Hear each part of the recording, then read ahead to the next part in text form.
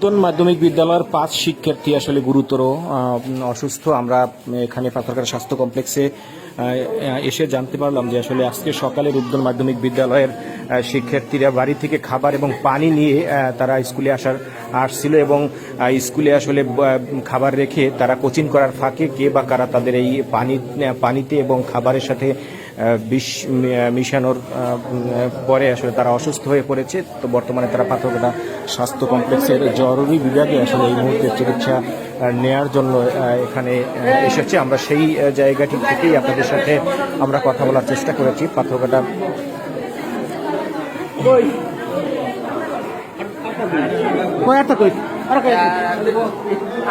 আপনারা একটু পাশে যান, একটু ওই বাচ্চারা অসুস্থ, একটু বউ করা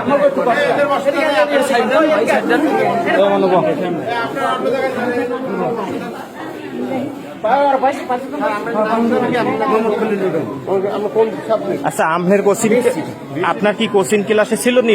ওরা আপনার ক্লাস ছিল নাকি? এমন তোমার নাম কি বাবা? সাবিনিয়া।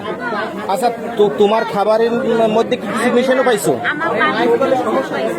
হ্যাঁ, তোমার পানির মধ্যে। আচ্ছা, কারা দেশে জানতে পারছো? জানতে পারো না এখন তো? হ্যাঁ, আপনার মেয়ে, আপনার মেয়ের কি হয়? আপনার মানে ওরা ও কি খাবার দিয়ে দিয়েছেন বাড়িতে নাকি?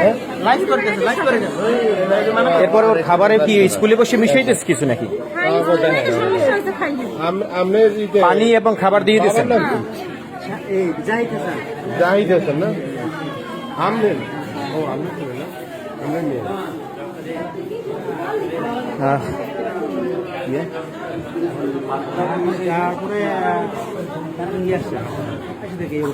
আপনার কি বাস, আপনার মেয়ে কি জানতে পারছেন?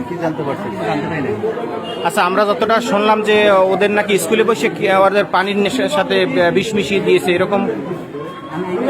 কিন্তু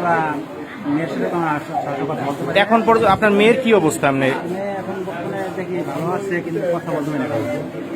ও বাসা থেকে তো সুস্থ অবস্থায় স্কুলে আসছিল নাকি?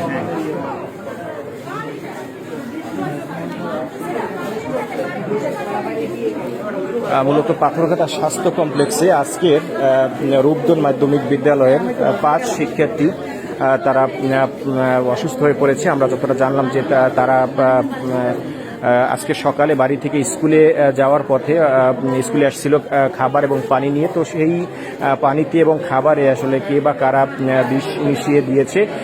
এরপরই আসলে তাদেরকে জরুরি ভিত্তিতে স্কুলের খলিলুর রহমান স্কুলের বিএসি তার তত্ত্বাবধানে তাদেরকে পাথরঘাটা স্বাস্থ্য কমপ্লেক্সে নিয়ে আসা হয়েছে। বর্তমানে তারা পাথরঘাটা স্বাস্থ্য কমপ্লেক্সে রয়েছে।